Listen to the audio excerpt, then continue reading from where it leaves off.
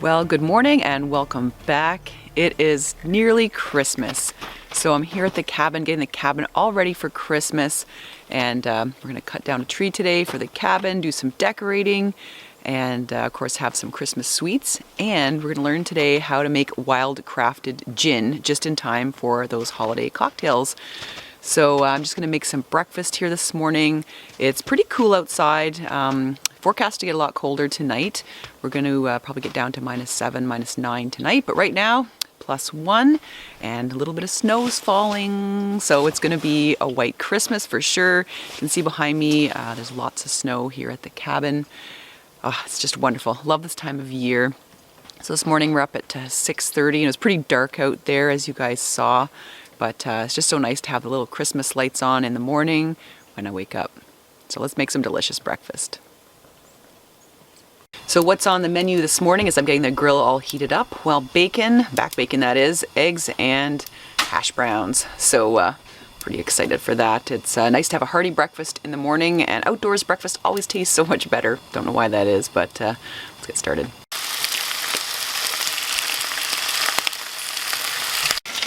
Well, thanks for joining me, guys, while I'm cooking here. It's always nice to have your company on a Sunday morning.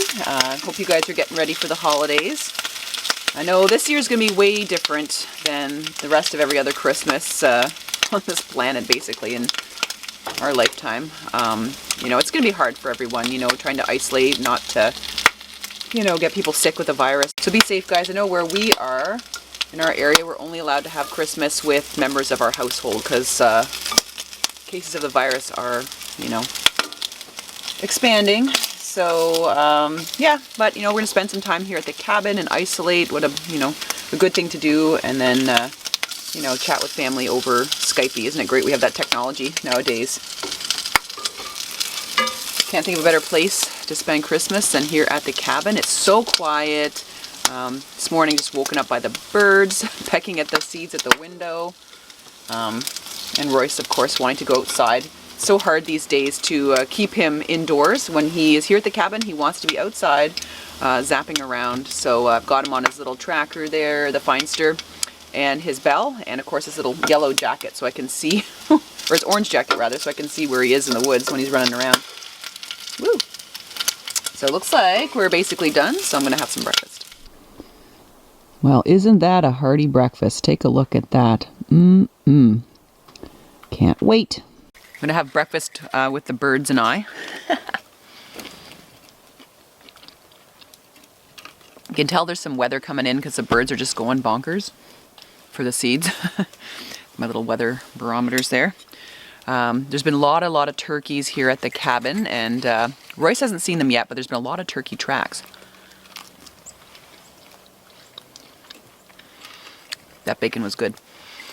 So it's like a virtual turkey highway around here. I haven't seen any during the year, but now with the snow, tracks are everywhere. So hoping we're going to run into some today.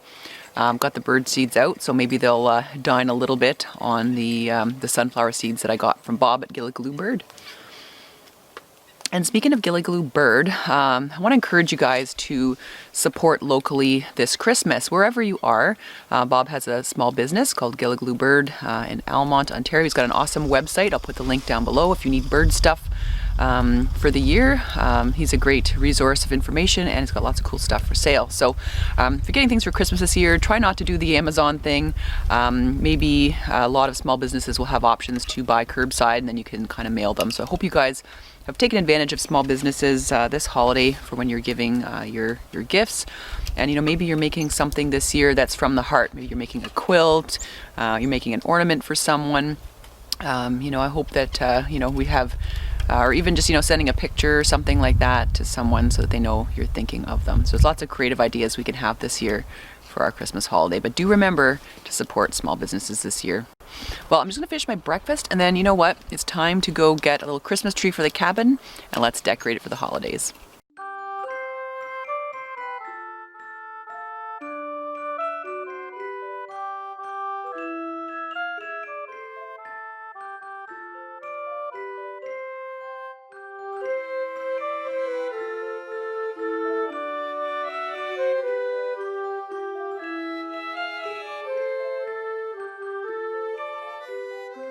Well, I found a good tree right here. Pretty crowded. Lots of other trees in here, so one of them has to go. So I'm gonna take this one. This is a spruce, and I'm also gonna use that for my gin recipe today. So 2 uses for 1 Christmas tree. Oh, it's even got little cones on it. That's cute. Get all the snow off of it though, or it's gonna be pretty wet in the cabin.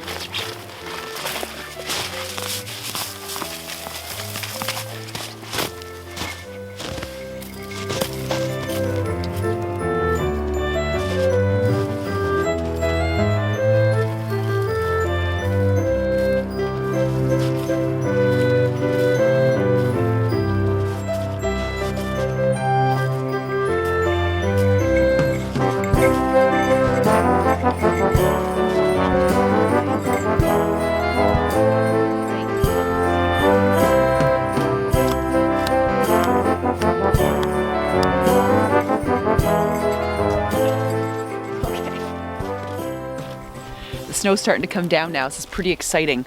I'm gonna let this dry off in the cabin, then we'll do some decorating.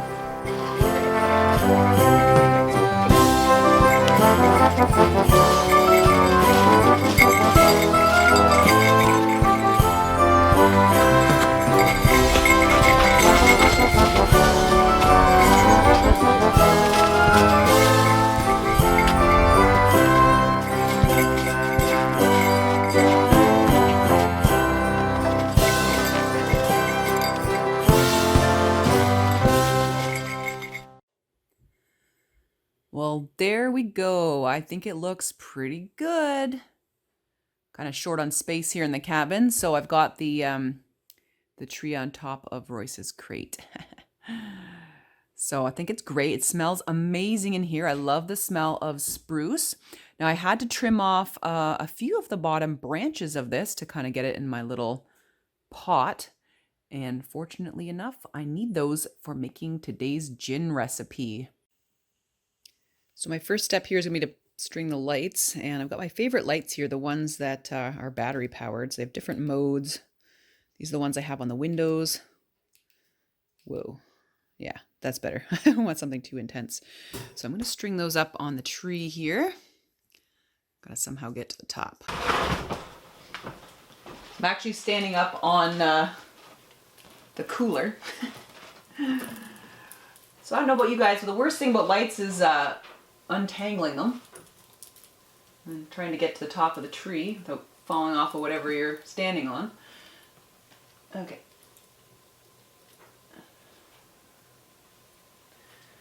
And this spruce has got really prickly needles, so this isn't very comfortable for me, but whatever. This little set's perfect, a perfect size for this tree.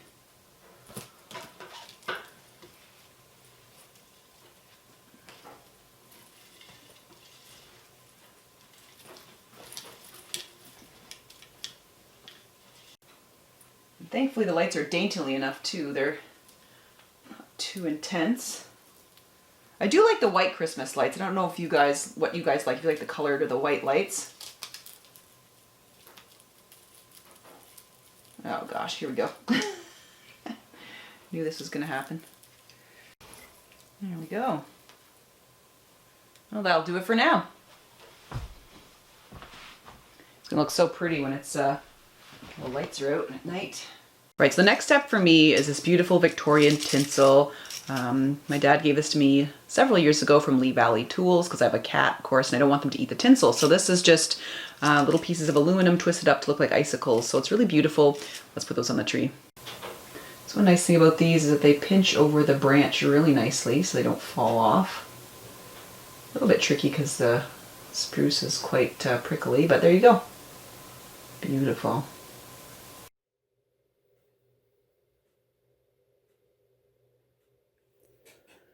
Just laying out my ornaments here, and you can see some of the ones that I've had for a really long time.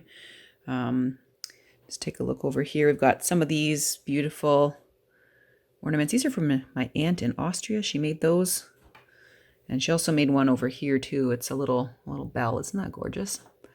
And Austrian straw stars for Christmas. I love putting those on the trees. And of course, I always love including wildlife on my tree. So I've got a couple of owls there. And here you can see, here's an ornament from Darren Sharon back in 2016. Thanks, Darren. I love that. I still have it. And of course, here's one from Dave Wilcox Jr. Made that for me years ago as well. There's more stars. And of course, this is a beautiful little Canadian maple leaf from Manitoulin Island. I used to spend all my summers there as a kid, so pretty special. So let's get these on the tree. You guys remember me decorating last year and ended up knocking the tree over trying to do this. Ooh. Gotta be very delicate with it.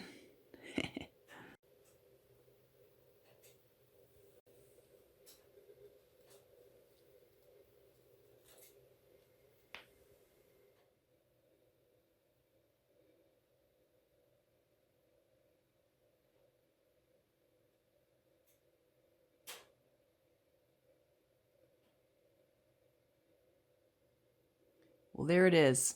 Beautiful. I'm really happy with that. It really gets me in the holiday mood to decorate the tree.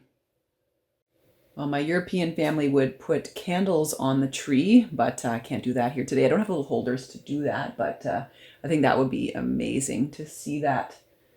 What kind of decorations do you have for your Christmas tree? Do you have anything special that you like to put on the tree? Let me know down below in the comments. Well, after decorating the tree, I think it's time for a snack. I've got a really tasty pie I can't wait to try. Let's take a look down here. Oh yeah, there's some fresh homemade mincemeat pie. Now, I didn't make this myself, but I can't wait to try it. Look at that. Do you guys like mincemeat pie or tarts? I do. It's one of my favorite holiday sweets. So I'm going to have some coffee and a little piece of that. Oh, this looks amazing. Nothing beats homemade pie.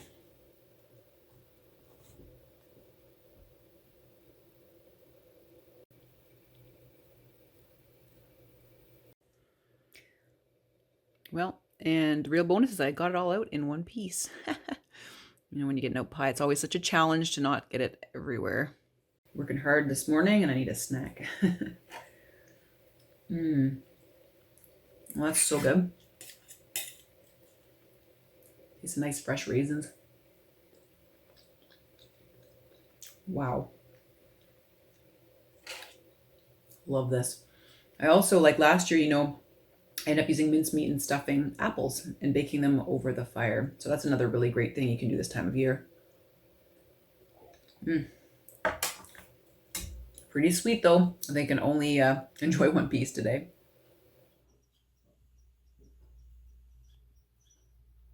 So there's one more thing that I need for the gin recipe, and that is juniper berries. So we're going to head out now in the field. I've got some ground juniper, and those are going to have the berries that I need to make the gin. It gives the gin its ginny flavor, as it were. So let's go and check it out. Here we have some common juniper. You can see one there and one there. They're kind of all over here in Ontario. And looking for juniper berries. Now, juniper berries, it's an older plant that produces these, an older shrub rather. So they have to be at least 2 to 3 years old to produce them. Oh, there we go. There's what we're looking for. So we're looking for the darker colored ones, not the bright green ones.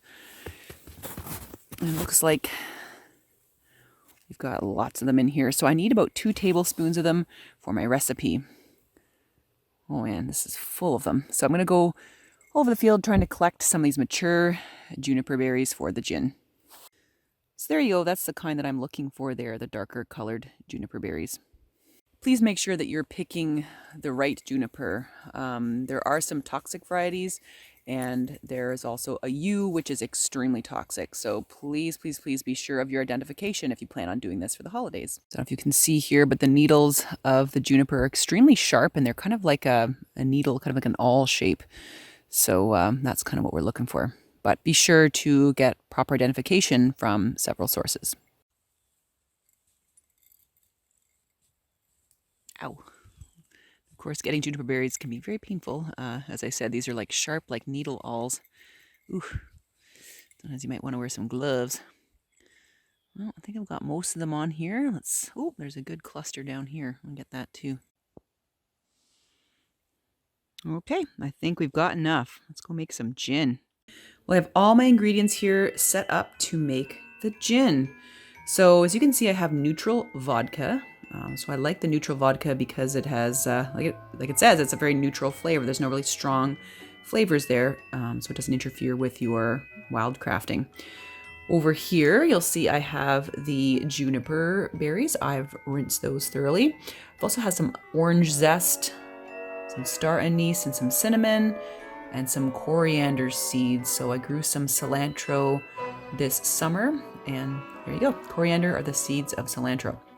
You can also have sage or bay leaf or any other botanicals that you would like to have in your gin for a flavorant. But this is what I have for now. So what we're going to do is take the neutral vodka. There's 750 milliliters there. I'm going to put it into the jar, and I'm going to add to it the juniper berries. Now the juniper berries should soak in the vodka for 12 hours prior to adding the other ingredients. All right, so let's add the vodka.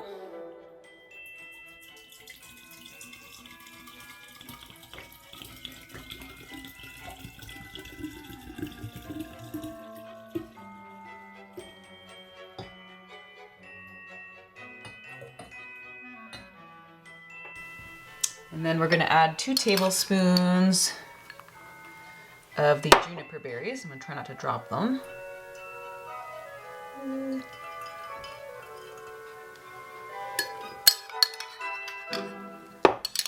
Looks like I pretty much have exactly what I need, so that's good. Just lost one there. I've got a few extras in here. I'm just going to toss them in because why not? And then we let that soak for a good 12 hours. So today, for the sake of demonstration, I'm just going to kind of add stuff all together and just soak it a little bit longer. So I'm going to add in my cinnamon stick. And here I have some star anise. You can find that at a sort of a specialty store. It tastes like licorice. So we're going to add in a couple of those. And then some, this is going to be about a teaspoon of orange zest. And then I'm going to add in the coriander, so about 2 tablespoons of that.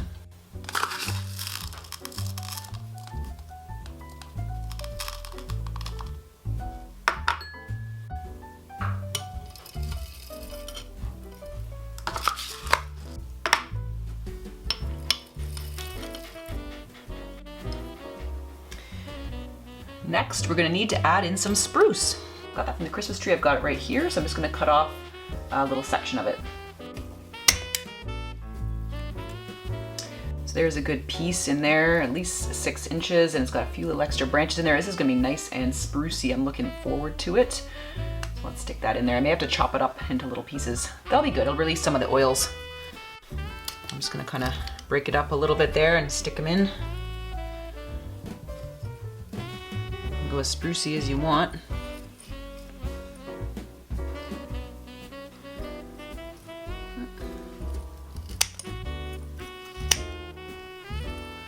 Get that in there? Oh, I think so. There we go. You know what? I'm gonna add a little bit more just because I'm adventurous.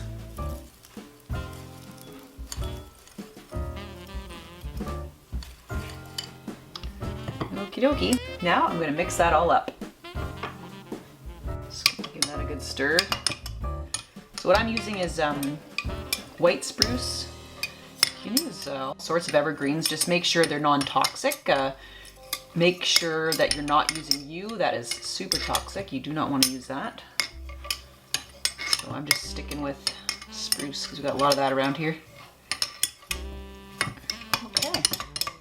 So you're going to want to let your gin sit for a while. So you're going to want to let it sit for at least 36 to 48 hours minimum before you try it. Some people will go about 4 days, probably up to 2 months you can do it as well, and the flavors just get better and better and kind of mellow out over time. So we're going to let this sit here for a couple of days, and then through the magic of TV, we're going to try it.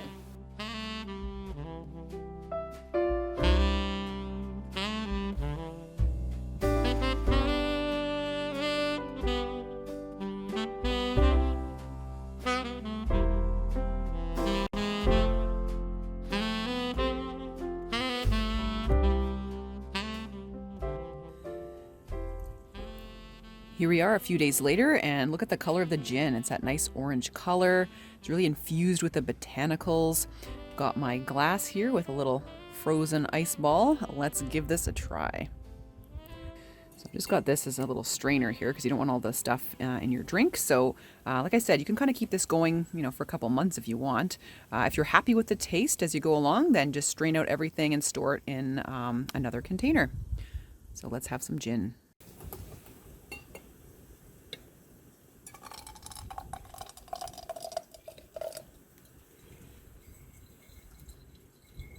There's a good amount there. You see how nice the color is on that?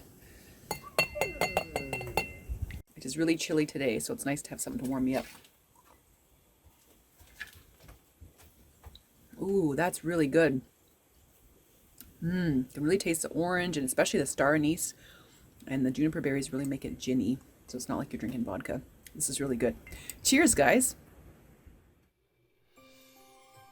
Let's just take a moment before we end the video to honor everyone we can't be with this holiday season, and to think of them and send our love and wishes, and to also send love to the families who may have lost someone this holiday season due to the virus this year. We're all in this together, and we're all thinking of you.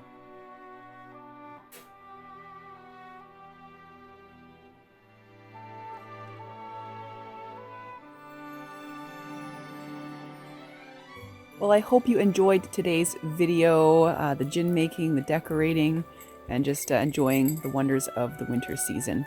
I hope you guys have a safe and lovely holiday, from my family to yours. Have a good one, and we'll see you in the next video.